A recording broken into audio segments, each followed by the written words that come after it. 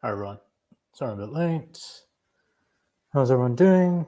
Feel free to start asking questions.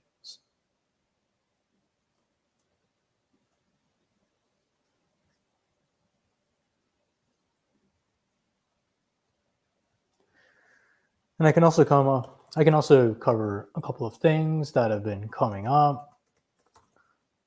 First thing that's come up and has always been coming up is how many emails and messages should I be sending in total to get profile building opportunities? Now, I question whether this is even the right question to ask. You should really be thinking instead about how many emails and messages you can send every single day to get profile building opportunities.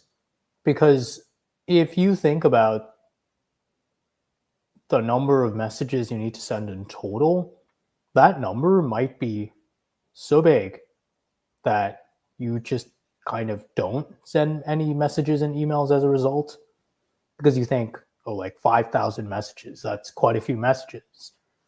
So what you should instead be doing is just focusing on the daily target that you can meet, say 30 messages, and just focus on that.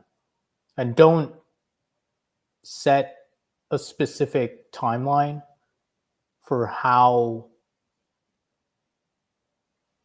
long you want to keep this up. Instead, just do like 30 messages daily and just keep doing that. And if 30 messages seems far more reachable than 5,000 messages, then you'll just automatically do 30 messages every day. That is, if you keep keeping this up and doing outreach, over time you'll realize that you'll just crank out these messages automatically to people in your field who are involved in the kinds of activities you'll want to be doing. And then eventually opportunities will start coming to a point where you'll just feel inclined to do this outreach because you're seeing that you're getting opportunities. But in order to get to that level of activation, it's like an activation threshold that I think about, that I've seen a lot of profile builders get to. And once they get to, their behavior completely changes. When they get to a point, say, where they're getting 2-3 profile building opportunities every month, they just are more inclined to do outreach. And it's really about getting to that point where you are seeing the kind of feedback you want to be seeing from doing the kind of outreach you should be doing. That is when I've noticed that people's behavior just completely changes.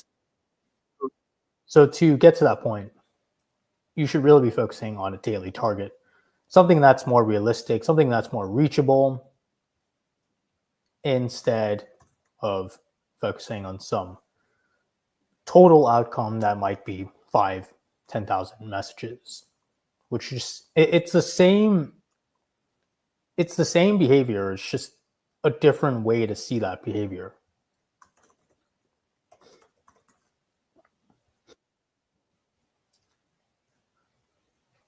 Also, feel free to start asking questions.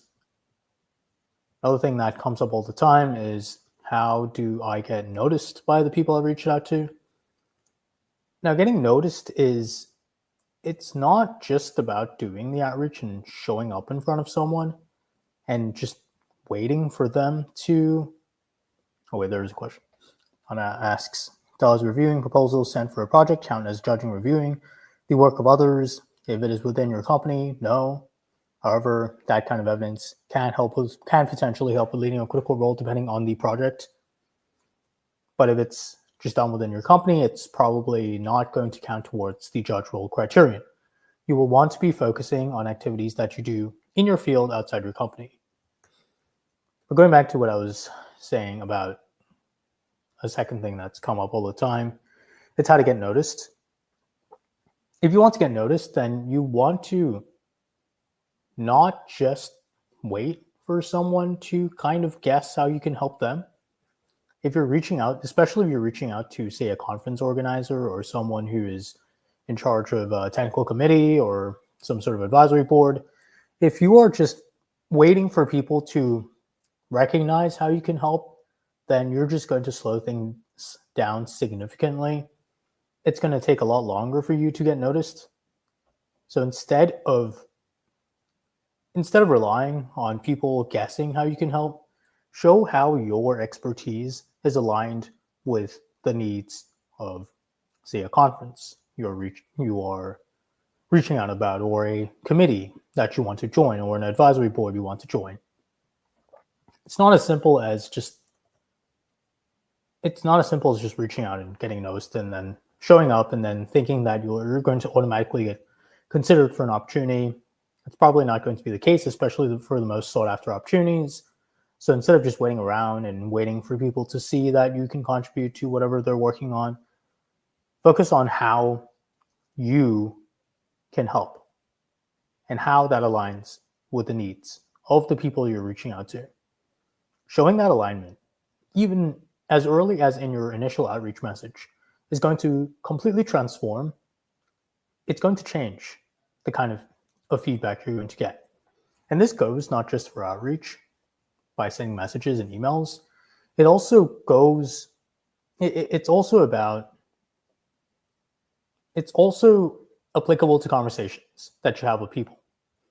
If you want to get noticed by people in the conversations you have, say at local chapter events of organizations you are a part of, ask about what they are working on, what their needs are for those activities they are working on, and how you can help meet those needs. Or you can even suggest that you can meet those needs by mentioning that you have expertise in certain areas, and then see how these people respond. That is the overall attitude, the overall perspective you want to take when doing outreach, both in in-person conversations and in online conversations with people through messages and email. So those are just two things that I wanted to cover. Anyone have questions?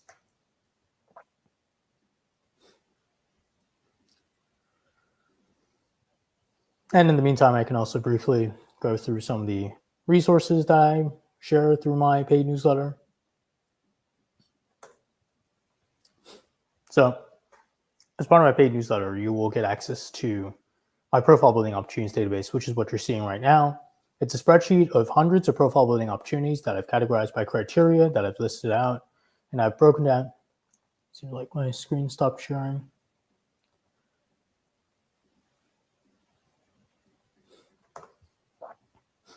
But yeah, going back to the profile building opportunities database, which we'll get access to as part of my newsletter. So there are hundreds of opportunities in the spreadsheet broken down by field. And these are just the kinds of opportunities that you want to be going for to start building your profile. And they're more like starting points, because once you get involved in some of these opportunities, you'll start to meet the kinds of people who are involved in other kinds of activities who could then refer you to profile building opportunities. So think of these opportunities as starting points for profile building. Something else you get access to are reviews of AO decisions. These are decisions that go into USCIS's reasoning behind EB-1A, U-turn NIW01. They go into why USCIS initially denied an EB-1A NIW or O1 petition. And from these decisions, I share profile building insights. And I review these decisions occasionally. And something else you get access to are video resources. These are recorded conversations with EB-1A recipients, and I ask the questions that I get all the time, like how someone claimed leading a critical role, how someone claimed original contributions, how to put together strong reference letters. These are the kinds of questions that I get all the time that I have asked some of these EB-1A recipients. Something else you get access to as part of my paid newsletter is my private group, as well as the group chat within the newsletter, where people have been actively sharing opportunities with each other, because there are a lot of leaders within professional organizations within the group chat of my newsletter. I've also been seeing a lot of people work together on papers, on articles for technical publications. They have been sharing collaboration requests, and I've had people tell me that they've been able to find co-authors for papers, contributors to book chapters, and they've been able to work together on a lot of authorship opportunities. So that's something I've been seeing a lot of in my private group. So yeah, that's just a bit about my newsletter. But anyone have questions, feel free to ask questions in the chat.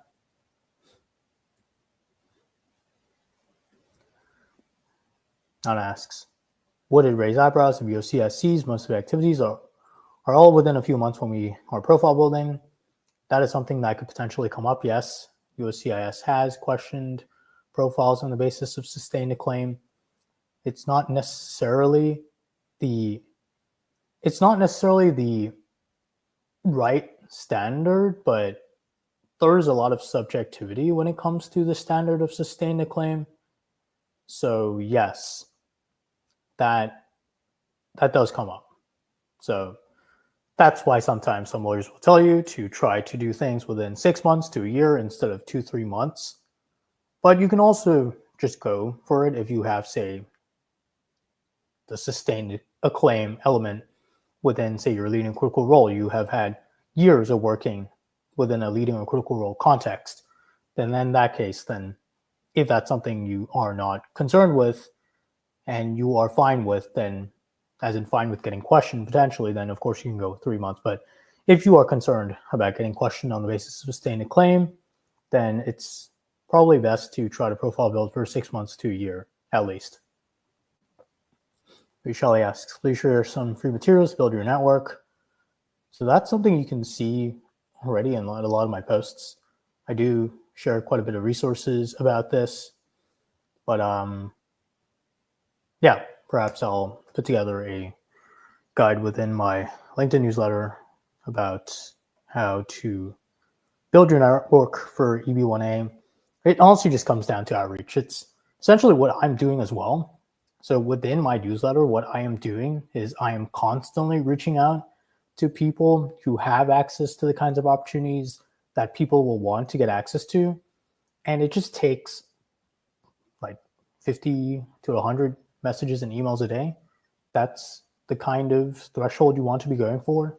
If you really want to get access to peer review opportunities, to authorship opportunities, to conference speaking opportunities, it's just going to come down to hundreds of messages a month. And then probably like 20 to 30 phone calls a month where you actively present how you can directly help the person you have reached out to. And it comes down to also understanding how you can help them. If you don't really include that in the conversations you are having, you can have lots of conversations and still get no profile building opportunities. Because what an opportunity really is it's just a way for you to help with your expertise and get recognized for it. And if you can't show how you can help because you don't understand how you can help, because you don't understand what these people need, then you will probably not get any profile building opportunities. But yeah, for those kinds of materials, you can just look at my LinkedIn newsletter. I talk about outreach all the time.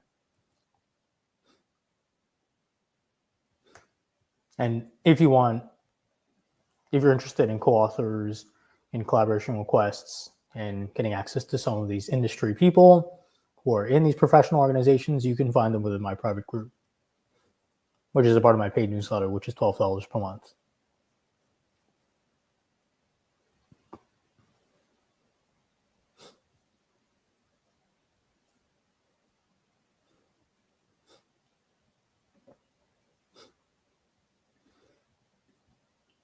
Vignesh asks, does conducting interviews, 100 plus interviews for various roles at FANG tier companies count towards judging criteria for EB-1A? No, but this does count towards leading a critical role because you're showing that you have a high level of expertise, so high that you have been tasked with conducting these interviews. So it could count towards leading a critical role, but it probably will not count towards judging. Ankar asks, how many research papers would one need to start getting peer reviews and mentorship opportunities? You don't need research papers to get peer review opportunities. You just need to do a lot of outreach. Outreach as in go to, say, IEEE conferences, go to IEEE's or ACM's conference calendar, go to each conference, go to the committee section for each conference, and reach out to everyone who is listed on that page, showing what you can offer, how you can help, and what you think they potentially need in terms of experts to do peer review.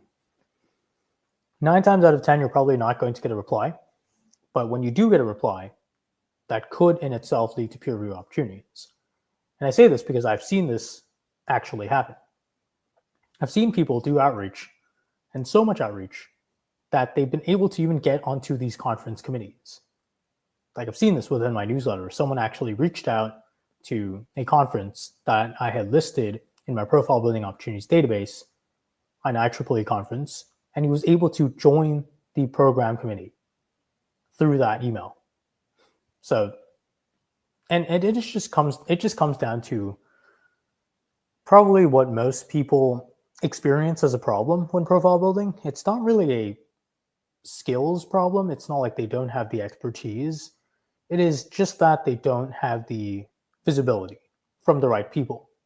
Like they could be strong experts in a field that is in demand. They just don't have the right visibility and the right referrals to get into certain opportunities. And that is also a problem I'm trying to solve within my newsletter by, on my end at least, reaching out to as many people as possible who have access to these opportunities. I can help solve this visibility problem for a lot of very top professionals who probably don't have time to send out hundreds of emails and messages a week, but just need that visibility. Like they're highly qualified. They just need the right people to see their credentials. But yeah, there's no specific threshold. You can just start getting peer review opportunities. Mentorship opportunities depends on the kinds of mentorship you're talking about. If it is just mentoring for professionals, then you can just get those if you can just get involved in the right organizations to get those. You can get into IEEE and then try to get involved in their volunteer program, and their volunteer program sometimes has mentorship opportunities. Or if you want to start mentoring people for research papers, if that's specifically what you want to get into, then it's probably going to come from either knowing professors or getting involved in the right research conferences on their committees. I'm sure there are plenty of other ways, but those are the two ways that come to mind. Anyone else have questions?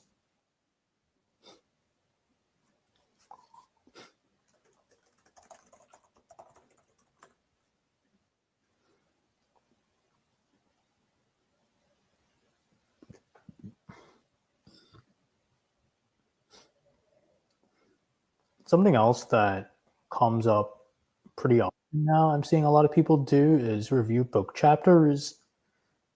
So perhaps a lot of these publishers are starting to look at industry professionals to help review book chapters or contribute to book chapters.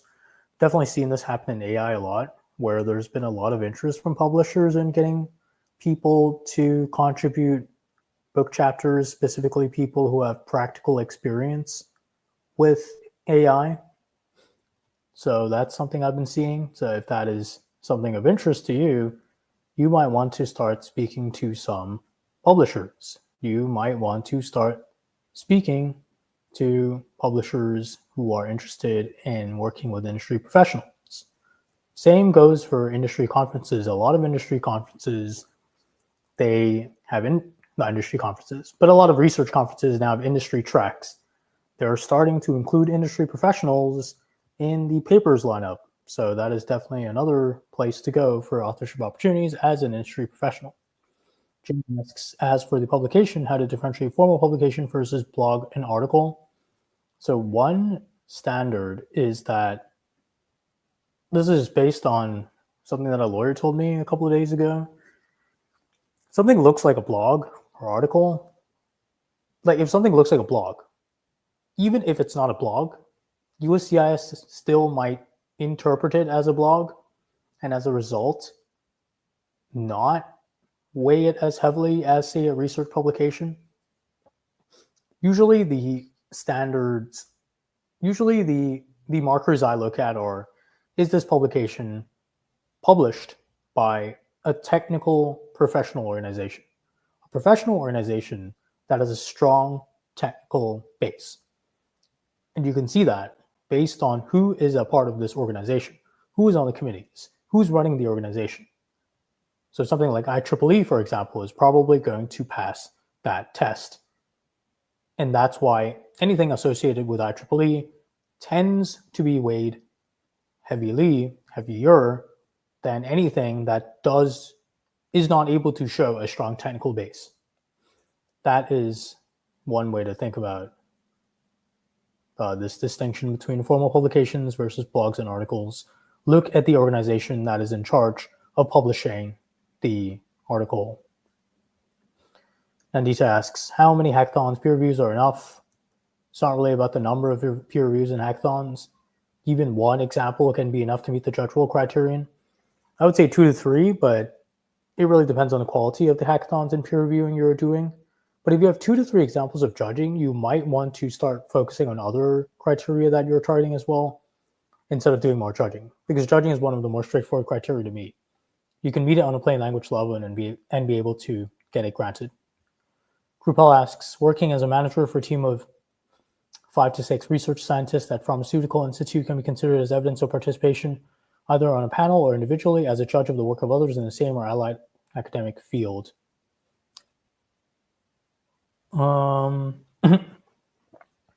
Seems like you are doing this as part of your work, as part of your job, so no.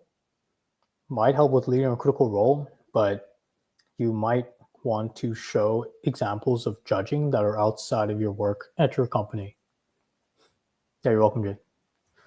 Someone messaged me with a question. What is the number you have to be targeting when it comes to reaching out to judging peer review opportunities per week? Don't think there's a number of opportunities for you to target. It's more about the number of people you reach out to. And yeah, at the start, it's going to be very outreach heavy.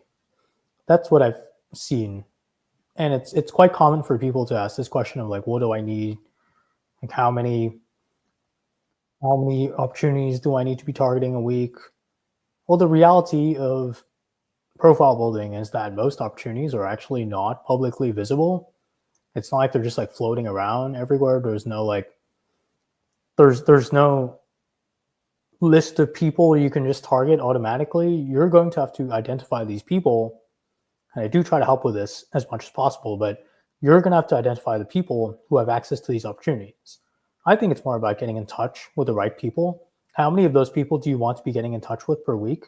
And I think 2 to 3 is plenty. If you can get 2 to 3 people, say you're going for hackathon judging. And this is something that I'm speaking from personal experience too, because again, I'm doing a lot of this outreach as part of my newsletter. I've been able to get in touch with several hackathon organizers. They're literally organizers. They're able to organize hackathons because they have access to companies who are interested in working with them. They have access to startups that are interested in getting their products reviewed. They have access to a massive audience that is willing to participate in this review process. So getting in touch with these kinds of people and showing that you are able to help them, because judging is a big component of these events, showing you can help them. How many of these people do you want to get in touch with a week? 1 to 2, maybe 3. That's plenty for getting access to the right opportunities. And that is the approach I personally take. And I've been trying to introduce as many of these people as possible to people in my newsletter. That is what you want to be doing. Getting in touch with the people who have access to the right opportunities. And that doesn't come down to the quantity of opportunities you're able to target, but more so how many people who are well connected in your field. How many of those people are you going to be able to get to vouch for you and refer you to opportunities? In fact, just getting like 5 of these people to refer opportunities to you every month. Let's say they just refer 1. That's 5 a month, which is quite a decent number.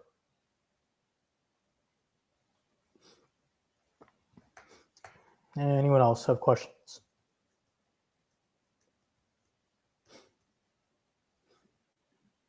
Also, for those of you in my newsletter, if you aren't able to find people to work with, just ask me and I can introduce you to people. I'm trying to put together a spreadsheet. There is this spreadsheet right now, but I don't think people are really filling it out. But there's a spreadsheet right now within my newsletter resources that documents every single person in the newsletter, and they're able to describe their background, and it's for people who want to work with other people. But if you do need an introduction, just let me know. Ankar asks, is it recommended to have the employer sponsor the O1 EB-1 visa, or would hiring your own attorney services be a better option to increase one's chances? From what I've heard, O1 is employer driven, so they're probably going to want to hire a lawyer for you, probably the one they are working with already. But there are employers who will allow you to hire your own lawyer. For EB-1, it is completely driven by you. Of course, you can tell your company about it. From what I've heard, that is. You can tell your company about it, or you can just hire your own lawyer and apply for EB-1A. EB-1B and EB-1C, I believe, are different, but EB-1A you can drive on your own. I don't know the answer to your second question. Would hiring your own attorney be a better option to increase your chances? That is not. That's a question. There's no one answer to that question. ER asks, I am just starting to build my profile. I am a DevOps engineer cloud. Don't have any research articles, publications, citations, pens. Do I need them? Do you need research articles, publications, citations, pens? If you plan on targeting original contributions or authorship, and authorship more likely than original contributions, unless you already have some sort of original contributions claim. For authorship, you probably will need articles. Doesn't have to be research articles, but probably technical magazine articles. At the very least, you can publish professional publication articles, but those could get questioned depending on how they look. Citations are not needed unless you are presenting a research-focused profile. Patents are definitely not needed for authorship. They could be needed for original contributions, but it depends on the criteria you are targeting. Anyone else have questions?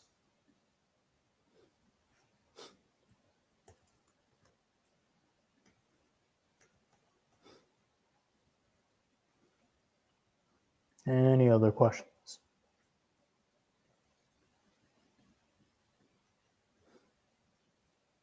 Oh yeah, for those of you here, I am hosting an O1 EB-1A Insight session on Wednesday with someone in my private group who got approved for EB-1A and O1.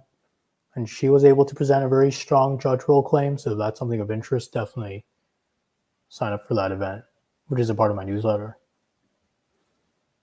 Big Nash asks, on hackathons for judging criteria, do college hackathons sponsored by major companies in the field count, or is it discounted by USCIS as judging the work of students?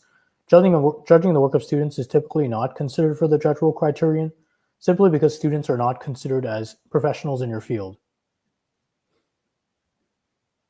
So you will want to go for industry hackathons, as in hackathons that involve industry professionals. Anyone else have questions?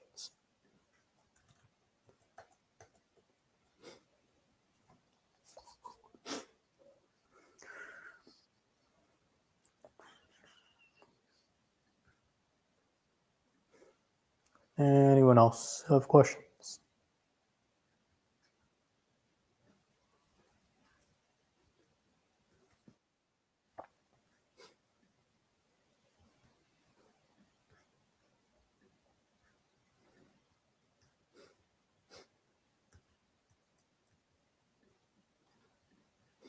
What all things satisfy peer review judging criteria?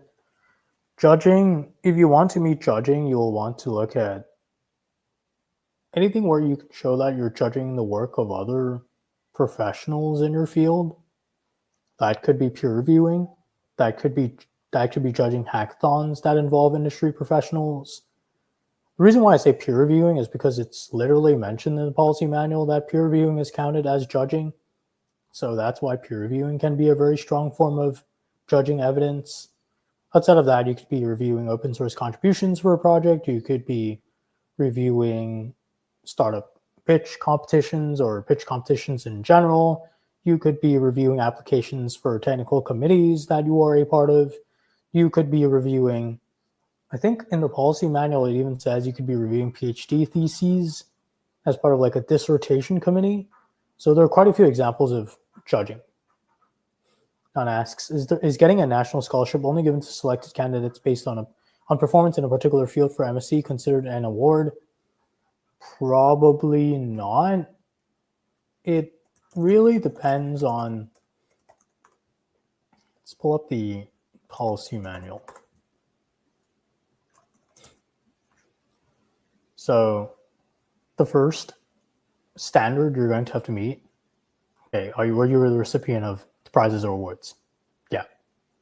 Now, you need to show that the award is a lesser nationally or internationally recognized prize or award, which the person received for excellence in a field of endeavor. So you need to show that this award, this scholarship, is considered a lesser nationally or internationally recognized prize.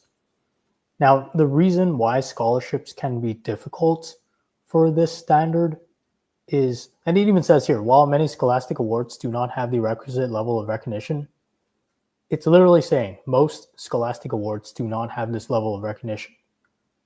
And it's because they are probably not considered nationally or internationally recognized. Now, you can always make the argument, since you're saying national scholarship, you could argue that it is a national award. It's just that showing that it's because of your you're also going to show that it's because of your field of excellence. It's because of excellence in your field of endeavor. So there are a couple of things you're going to have to show here. It's not traditionally the kind of award that would help you get the awards criterion, but you could try. Also, awards in general is difficult to meet. It's not really a criterion that industry professionals at least like to target.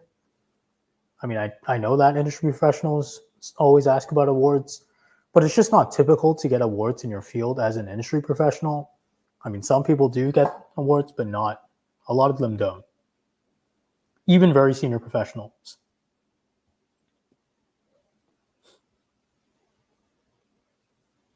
Yeah, so if you look here, while an award open to members of a well-known national institution or professional organization may be nationally recognized. So if you can show national recognition for the award and it was because of excellence in your field of endeavor, then perhaps you could use that as an award. But traditionally, it's just difficult. Simply because you're getting the award may not have been for excellence in your field of endeavor. Because again, that could get questioned. Like if you're an industry professional, your field of endeavor is not going to be as a student of some subject. It's going to be for your work as an industry professional. So that's where you could get questioned. All right, last question, Nihar. Since I am a DevOps engineer, computer science, does having AWS certification, CCNA, should not count towards awards criteria? Probably not. It's difficult to argue that unless you can show, like this is where you could get questioned. You could get questioned on the field, the field of endeavor aspect of things, excellence in the field of endeavor. So with the awards criterion, there is a lot of subjectivity when it comes to what excellence in the field of endeavor means. Some officers could argue that, some officers could think that you have to have like this really high standard where maybe you stood out of like tens of thousands of other professionals for this award, and that's why you got the award. That is their standard of field of that is their standard of excellence in their field of endeavor. So it's not exactly the most compelling evidence, but again, it depends on how selective was this award and how strong is the evidence you have to show that these certifications demonstrate excellence in your field of endeavor. Because if it's just run-of-the-mill certifications, then probably not going to be as compelling as, say, an award that only gets granted to like 50 engineers out of thousands every year. Steve asks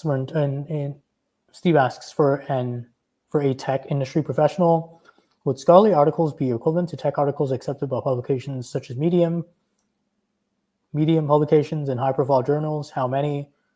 Not Medium publications. For EB-1A, definitely not Medium publications. High-profile journals, yes. How many? It could be one. It could be two. One is enough. It's just that if you get questioned on that one journal, then you have nothing to fall back on. So perhaps two at least. There is no threshold that will help you grant the authorship criterion. You could get authorship simply on the basis of one published article that is high quality in a journal, not in Medium. So I would say 2 to 3 is what I usually tell people.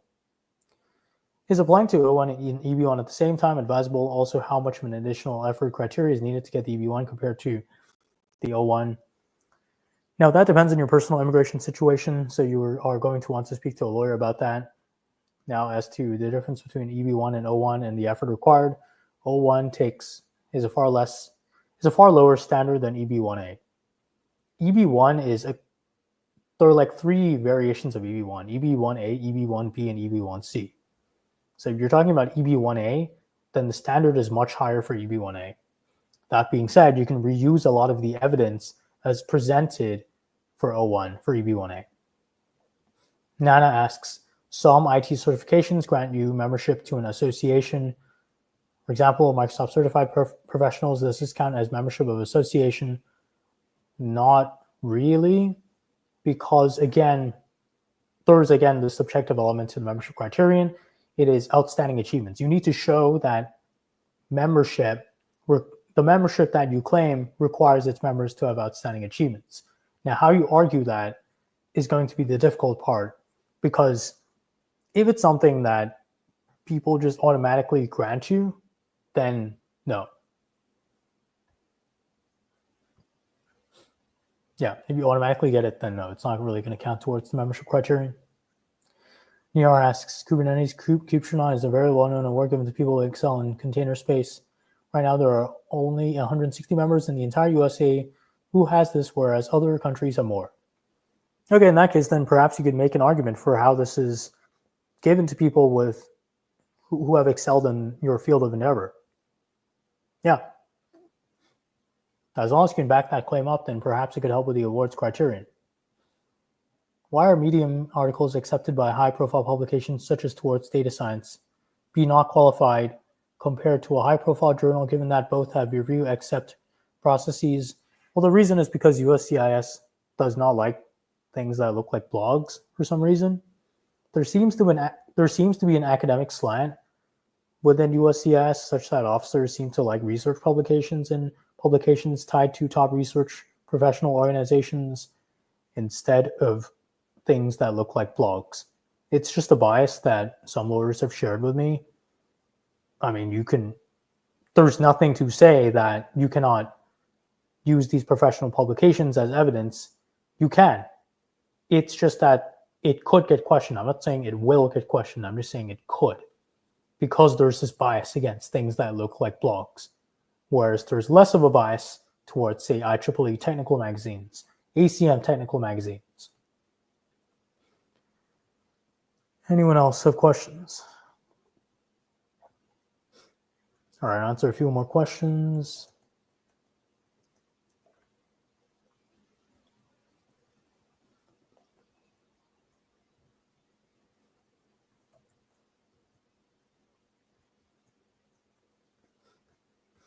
Yeah, anything that looks like a blog, anything that is unfamiliar media like podcasts, like YouTube channels, for some reason get questioned by USCIS. Now, if you can overcome their line of questioning, then yeah, could get accepted. It's just that you should be prepared to get questioned on that evidence. And I guess some people just don't like to get questioned on the evidence they present. So if given a choice, they tend to prefer to to show evidence that they know will be less likely to get questioned. And that is why people tend to publish in IEEE magazines.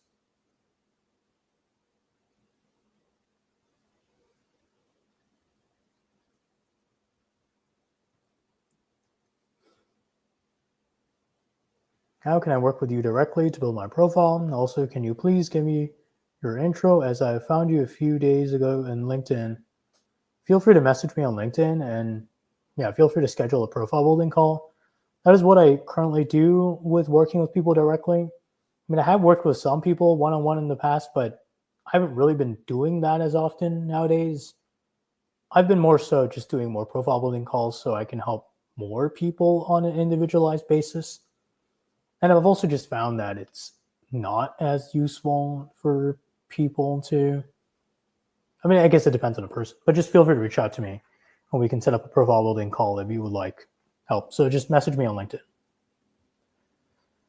Can you combine two or more weak points to gain the criteria, like two national awards that are not the strongest? No. So there's this assumption that you can just combine low quality evidence. And again, nothing is definitive in this space, in that it's not like you can just you can submit low quality evidence. You can do all these things that people tell you not to do, and you can still get a criterion. It's just that, generally speaking, combining low quality evidence is not how you meet a criterion. That is why publishing like 50 papers that are very low quality could still get you questioned. It's possible to still get the criterion. It's just that if you're asking if this is the approach to take, you would rather get a very high quality award than two not very high quality awards. Because think about the kind of argument you're trying to make with EB-1A. You're showing how you have risen to the top of your field. So shouldn't you be presenting evidence that shows that you're risen to the top of your field? So would you rather then present one award that shows that you're risen to the top of your field, or two awards that don't really show that you're risen to the top of your field? Because if you do the two not very high quality awards, then you're not really advancing your overall argument that you're risen to the top of your field. And some officers may then take the approach of your awards, and this is not, again, necessarily the correct standard, but from what I've heard from lawyers, some officers will look at each individual criterion and apply a mini final merits analysis. And they will look at each individual piece of evidence and ask, have you risen to the top of your field based on this piece of evidence? And if the answer is no, then your criterion gets denied. So unless it's vastly easier to get these two low quality awards, you should instead just focus on one high quality award and just use that to claim the criterion. What patterns of mistakes do you normally see for those who fulfill criterions but fall in final merits? The main mistake that I have seen is just not really taking the leading or critical role or original contributions, or both, seriously. As in not really taking seriously your anchor criterion. The foundation of your profile is probably not going to be built on authorship or judging or any of these supplementary criteria. It is going to be built on a foundational criterion, usually leading or critical role or original contributions, or both. So if you just kind of check that as a box instead of really thinking about how your leading or critical role, say, shows that you're risen to the top of your field. And this sounds straightforward, but it takes a lot of time to find the right references, to collect the right evidence, to work with your lawyer, who also has to understand your work. All of this takes a lot of time. But you have to get all this right in order to be able to show a strong anchor criterion. And that anchor criterion can be enough to help you meet final merits. That's something that a lot of people don't really take seriously enough. So that's a common mistake. Thinking that, leading a critical role, I've worked here for like 10, 20 years, so of course I have leading a critical role. I'm just not really going to care about my references. I'm just going to go like spam papers and judging instead. But when you haven't really presented a compelling case narrative, that's where things could fall apart on final merits. I'm not saying they will. I'm just saying that when people don't take their anchor criterion seriously, when they don't take the reference letters seriously, when they don't really think. Also, another thing is, and this isn't as common, but it could happen. If you have a strong anchor criterion, but you focus on low quality activities for judging an authorship, that could take away from the narrative that you're presented that you have risen to the top of your field. Because the assumption is if you have risen to the top of your field, you should be able to focus on high quality activity. You should be getting these activities because you're a high level expert. If you don't get these activities, that's a question mark. That's a why is this person not getting any of these activities? They're supposed to have been able to get some of these activities because they've risen to the top of their field. That's a line of questioning that could lead to like the falling apart of final merits. Because you're essentially saying, I've risen to the top of my field. All this is showing a claim indicates that I've risen to the top of my field. Oh, but I have these like low quality journals and I have these like low quality judging opportunities. It's almost, you're essentially saying I wasn't able to land anything else. So that's where there's also that, when in fact it could just be because you didn't really do the outreach. You didn't really do the applications to get those higher quality opportunities. You just kind of maybe went like the shortcut route and got someone to like guarantee you low quality opportunities. That could be it. That's another very common mistake. Nana asks, how does USCIS know the quality of a journal? Is there a quality? How does USCIS know the quality of a journal? Is there a quality list we can check? No, there's no list. You have to make the argument for whether something is quality. It's with anything, you're the one in charge of presenting an argument. It's not like you're just going to think that's with any evidence you present. Don't expect USCIS to do the thinking for you, do the contextual analysis for you. You're going to be the one. You're supposed to be the one to present the quality of evidence. Then by your logic, having judged 5 to 10 opportunities always looks better, as this individual gets invited multiple times, so despite no defined threshold, more is better for final merits. More high quality is better for final merits, not more. That's why I said getting 50 low quality papers is not that great. But if you got invited to like 5, 10 top hackathons for like New York Tech Week, and like A16Z invited you to judge this like venture capital competition or something like that, and you're just getting these opportunities like every single month, and you're getting invited to like the top incubators to judge, that's much stronger as evidence because you're getting all these top names. You're getting invitations from them. That's what could help with final merits. Final merits is, again, about showing how you have risen to the top of your field. Your achievements have to indicate that you have risen to the top of your field. Getting high quality invitations, getting involved in high quality organizations, yes, that's strong final merits. Would you say it just boils down to strong evidence than quantity? Yes, it boils down to strong argument than quantity. Quantity is not argument. Quantity is a list. A list doesn't automatically argue anything. Whereas an argument is, this is what I've done, and this is what it shows. A list is, here are like 100 different things I've done. Maybe one of those things will show I have risen to the top of my field, but I'm not going to say anything about any of them. I'm just going to list everything out and just kind of like let you draw the conclusions. So yeah, a strong argument based on strong evidence matters far more than quantity.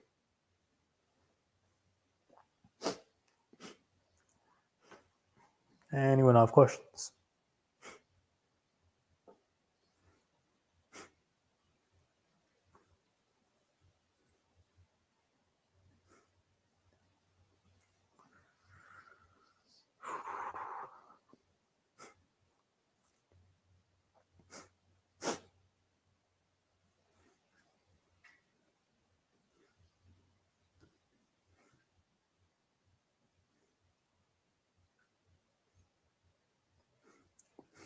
Any other questions?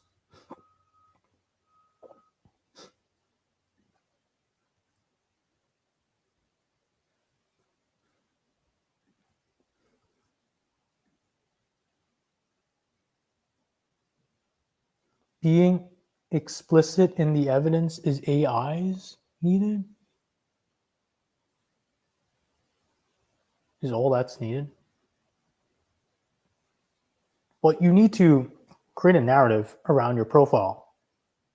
That's what you need to be doing. It's about a narrative. It's about an argument. It is also not about just shouting over and over again that you have risen to the top of your field without really unpacking what that means.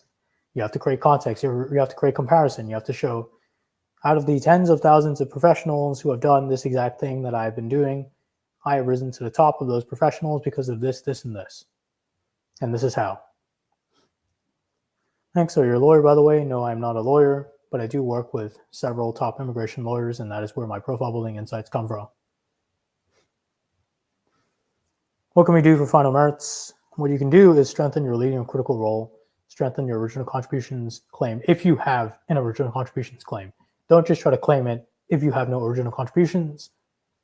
What can you do? Well, you can focus on the highest quality evidence and highest quality activities. Focus on activities that show that you've risen to the top of your field. So go for the highest quality, say, judging opportunities, the highest quality authorship opportunities, especially opportunities tied to your level of expertise in your field. That is what you need to be doing for final merits. Showing that your achievements indicate that you have risen to the top of your field. All right, there's another question. Someone messaged me. How does hosting a workshop in a related working field compare to presenting a paper or speaking at a conference? Depends on the workshop. Presenting at a conference. Presenting a paper at a conference or speaking at a conference is always a great way to get noticed by top professionals in your field. A workshop could also do the same, but presenting a paper at a conference could also help you get published in that conference's journal. So that is something to take into account. But I think both are good. It really depends on the workshop. It really depends on the conference. And asks, if I go to a tech event and meet with other industry leaders, would I tell them if I'm trying to network to build my profile? If you go and meet these industry leaders, you'll want to ask about what they are involved with. Ask about the committees they have joined, the advisory boards they have joined, the organizations they have joined, the events they're trying to organize, and then say, I have this expertise as well, or I know someone with this expertise, or ask, oh, like that's really great that you're involved in these organizations. How can I contribute? How can I help you? How can I help you grow this organization? How can I help you organize this conference? And they might tell you, oh, like we're actually looking for more speakers. We're actually looking for more judges. We're looking for more committee members with this specific background.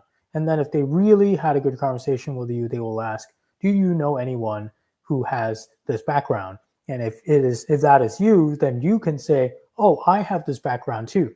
I have this specific skill set. I have this expertise, and I can help you with this specific thing because I have this, this, and that expertise. And then they might say yes, or they might say no. But you can say, but if I am not the right person for the opportunity, I do know people who could help you. And that is how you maintain that contact, because you actually help them in some way, even though it didn't directly benefit you. So when another event comes up, when something else comes up, they will think of you because you helped them. That is what you need to be doing. Do that like 1,000 times, and you will probably start getting opportunities every single week, every single month. And I say this because there are people in my private group who have done this hundreds of times and have been getting so many speaking opportunities that they have been unable to take on any more speaking opportunities. They are actively declining speaking opportunities. I know at least 2 people in my private group who have gotten to this stage. Actually, more than that, but 2 people that I know of that I've spoken to. All right, I'll do a couple more questions. Another question for EB-1A: Can you give an example for software engineering or AI that can satisfy the exhibition criteria I cannot, because I have never seen anyone satisfy this criteria in these fields. Because it's artistic exhibitions.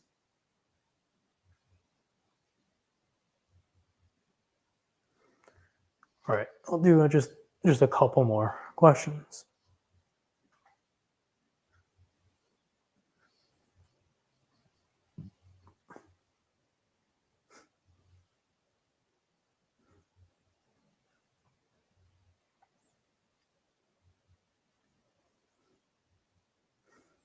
And again, as some of you are interested in working with more profile builders, there are quite a few of them who are doing a lot within my private group, which is part of my newsletter.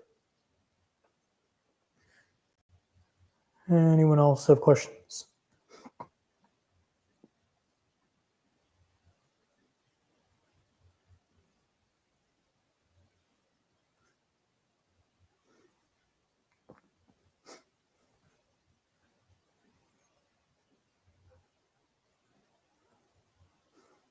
Any other questions?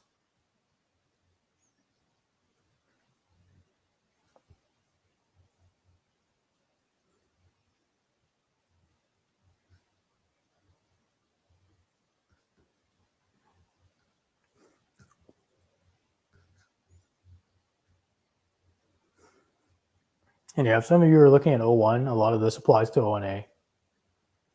It's again about showing how you've risen to the top of your field, but it's not really showing about how you've risen to the top of your field. Is in the top 5% of your field, more like top 20 to 25%.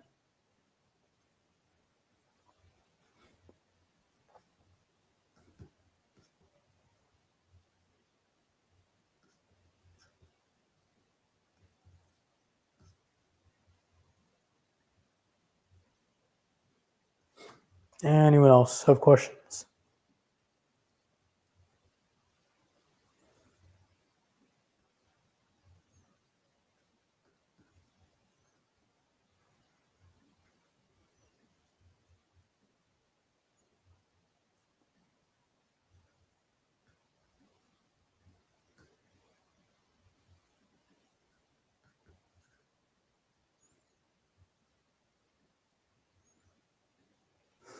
All right, just one last thing I'll cover is it's all about your case narrative. It's about showing how you've risen to the top of your field. You should be essentially telling a story to USCIS for what you have done in your throughout the many years you worked in your field. It doesn't even have to be your field. It can be like a general occupation.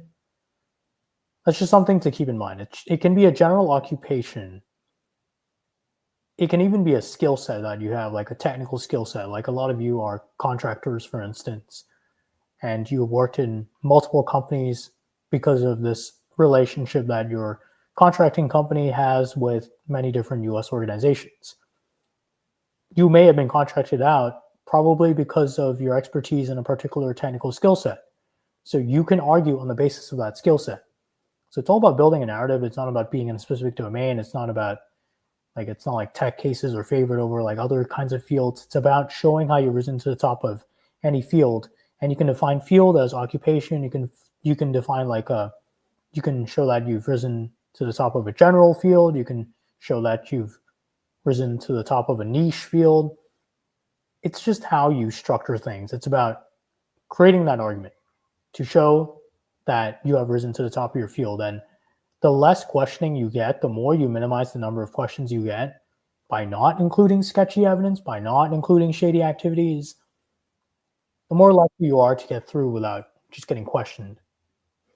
So that's just something to take into account when building your EB-1A profile. It is about an argument, about a narrative.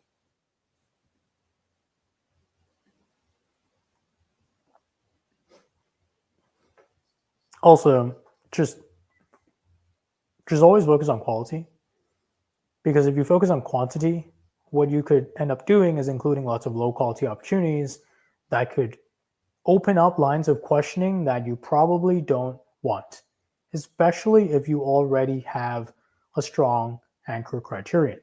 the last thing you would want is to get questioned simply on the basis of some shady judging activity that you did when everything else is extremely strong. So that's just something to keep in mind for EB-1A profile bullying. Right, so I don't see any other questions. So thanks everyone for joining today's live stream.